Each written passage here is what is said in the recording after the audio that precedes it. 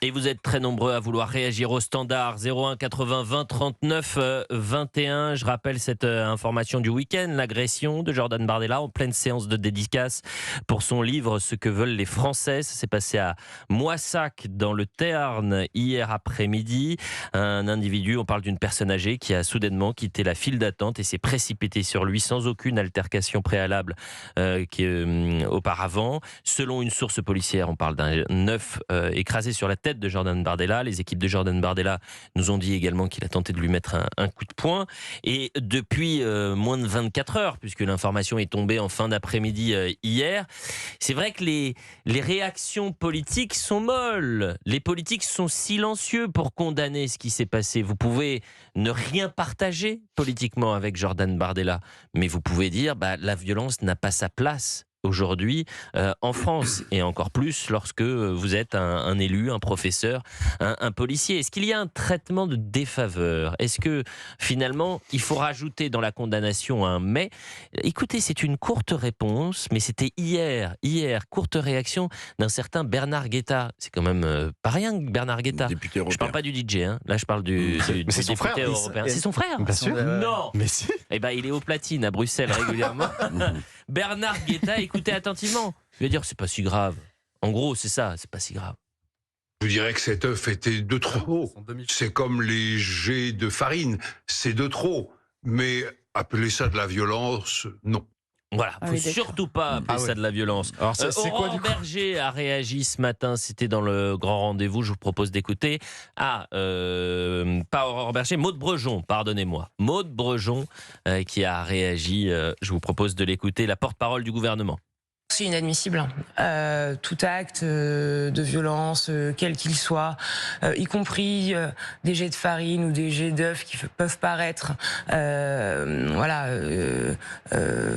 d'une grande violence pour certains, ne sont pas admissibles à l'égard de quelques responsables politiques que ce soit. Il y a une montée de la violence à l'encontre des politiques et des élus depuis plusieurs années. Quant à la question de la protection, elle est évidemment assurée. Et Jordan Bardella est protégé. Les femmes et les hommes politiques qui ont besoin de l'être le sont, et le ministère de l'Intérieur est évidemment extrêmement attentif et rigoureux sur ces questions-là. C'est une parole qui est claire ce matin. Ce qui me surprend, c'est que la Macronie, depuis hier, il n'y en a pas un qui a tweeté pour dire c'est pas normal, il faut condamner ce qui s'est passé. Ou le ministre de l'Intérieur, d'ailleurs. Le ministre de l'Intérieur, Laurent Nunez. C'est quand même sa responsabilité. Vous dites, directe. Sébastien Ligné, vous avez raison. Jordan et François sont avec nous. On va commencer par François. Bonjour François. Oui, bonjour. Merci d'être en direct avec nous sur Europe 1. Alors, la question moi, que je pose, c'est de quoi l'agression de Jordan Bardella est-elle le nom? De quoi est-elle le nom, cette agression? C'est-à-dire c'est le départ des présidentielles.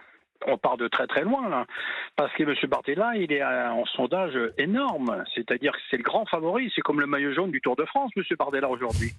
Donc il va nuire énormément de partis politiques, c'est-à-dire que la politique est très très très très très bon, je vais pas vous dire des magouilles, faut pas lancer des phrases comme ça, mais c'est-à-dire qu'ils se sont toujours arrangés pour ne pas que ça change. Mais aujourd'hui, il y a un nouveau. Le nouveau, c'est le Rassemblement national. Parce que l'autre fois, si tout le monde ne se met pas contre le Rassemblement national, il aurait gagné les députés. Non mais attendez François, parce que vous faites le parallèle avec le Tour de France, le maillot jaune. Pardonnez-moi, le maillot jaune, vous le combattez sur la route, vous le combattez dans les urnes, le candidat ou le favori à la présidentielle, vous le combattez lors des débats. Vous pouvez ne rien partager politiquement avec votre adversaire politique. En revanche, moi, ce qui m'intéresse ce matin, c'est aussi pourquoi il y a si peu de réactions politiques pour condamner ce qui s'est passé hier après-midi. Mais ils vont tous être contre M. Bardella. Tous, vous avez bien vu l'autre fois. Même M. Édouard Philippe a voté communiste pour pas qu'il y ait un Rassemblement national passe. Le communiste a fait plus de 100 millions de morts. On voit des politiciens qui votent des systèmes comme ça. C'est grave. M. Bardella a fait 0 mort dans sa vie. Donc automatiquement, ils vont voir les portefeuilles qui vont changer de main. Les avantages qui vont changer de main. Même M. Souchon, il s'en met là. Vous savez le petit effet de M. Souchon l'autre jour. Parce que si jamais M. Bardella passe, il enlève vous savez, en système d'intermittent des spectacles. Par exemple, il a des enfants, je suppose, M. Souchon. Ils font un petit film et puis. Non, mais ce que M. Souchon a dit, Alain Souchon a dit chez nos confrères d'RTL, François, il a dit si le RN passe, il y aura une révolution. Voilà. Ça sans toute Il met la impunité. peur à Donc tout le c'est monde. le climat actuel. Merci, cher François, d'avoir réagi en direct. Mais je suis un tout petit peu pressé par le temps parce qu'il y a du monde au standard qui souhaite réagir. 01 80 20 39 21. Éric Revel. Moi, je vais apporter ma réponse à votre question. De quoi cette agression, parce que c'en est bien une, est-elle le nom du pourrissement de notre démocratie, je vais vous dire. Quand vous agressez le responsable d'un parti politique dans une démocratie comme la nôtre, qui est le premier parti dans ce pays. 2, quand vous n'avez pas de réaction d'hommes et de femmes politiques, quel que soit leur bord, vous avez les 2 symptômes, me semble-t-il, d'un pourrissement de la démocratie française. Les politiques devraient être les premiers à réagir. Ils devraient réagir, se positionner. Regardez. Je ne parle pas de Bernard Guetta, si vous voulez. Bernard Guetta, il est député européen, vous plaisantez. C'est celui qui vient tous les week-ends sur les plateaux de télévision, que ce soit chez nos confrères de France Info. Bien sûr. Mais on peut se poser une question. C'est pas de la violence. Un jeu d'œuf, c'est pas de la violence. Imaginez qu'au lieu d'un œuf ou d'une agression à coup de poing, puisqu'il a évité un coup de poing visiblement, selon ses équipes, l'agresseur a été muni d'un couteau, par exemple. Oui. Qu'est-ce qui se passe ? Qu'est-ce qui se passe ? C'est-à-dire que la démocratie serait dans la situation absolument apocalyptique d'avoir le représentant du premier parti, c'est ce que les électeurs décident, qui serait agressé. Non, mais ce qui est très intéressant, donc c'est le pourrissement de la démocratie. Ce que je ne comprends pas, le 3 juillet 2024, ou début juillet, pendant l'entre-deux tours des campagnes législatives anticipées, il s'avère qu'il y a une responsable politique, Prisca Thévenot, qui est agressée. Un scandale absolu. Il n'y a pas de mais à l'agression. Je vais vous citer le tweet d'un certain Jordan Bardella, le 3 juillet 2024. Prisca Thévenot a été victime d'agresseurs qui s'étaient déjà illustrés lors des émeutes de juin 2023. Je lui réitère mon soutien total. L'un de mes grands engagements comme Premier ministre sera de lutter contre l'insécurité record et particulièrement la récidive. Le 8 juin 2021, un certain Emmanuel Macron est giflé. C'est un scandale absolu. Il n'y a pas de mais à cette agression. Je vais vous citer le tweet d'un certain Jordan Bardella. La violence est l'arme des lâches et n'a pas sa place en démocratie. Cet acte visant le président de la République est inadmissible et nous le condamnons fermement. Et la question que je me pose depuis hier après-midi, c'est pourquoi Prisca Thévenot n'a pas tweeté pour dire c'est une agression qui n'a pas sa place dans la démocratie. Soutien à Jordan Bardella, parce que moi je vais le combattre et le battre dans les urnes.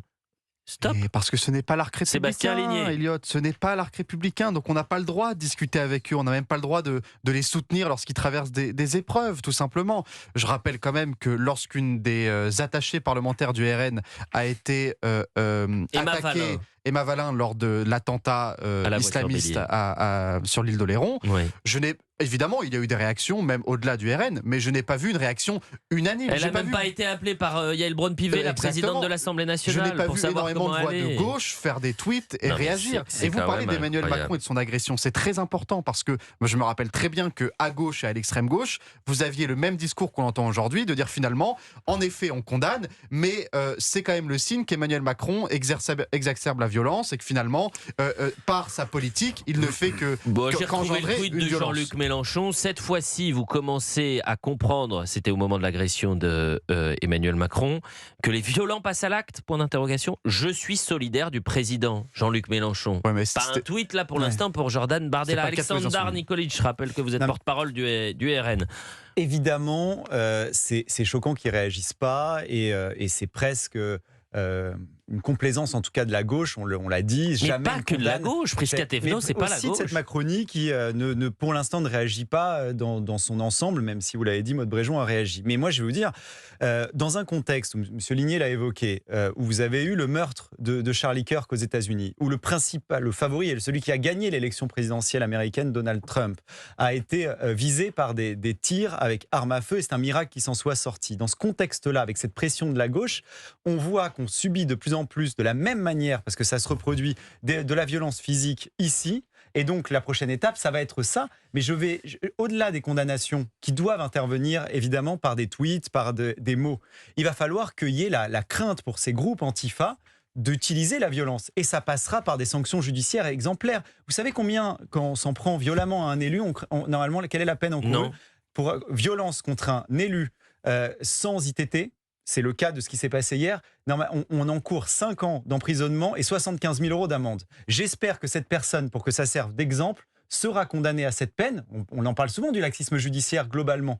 Mais si vous avez des peines très claires sur tout acte de violence politique, on peut parler de la violence contre les journalistes, pour dire non, ce n'est pas un moyen d'expression qu'on doit normaliser, eh bien peut-être qu'ils vont y réfléchir à 2 fois avant de commettre ces actes, parce que là aujourd'hui, on est en train de cautionner justement ces actes. La gauche le cautionne officiellement, et on a cette Macronie qui ne condamne pas judiciairement et qui n'appelle pas à des condamnations judiciaires, et c'est ce qui fait qu'aujourd'hui ils vont de plus en plus loin.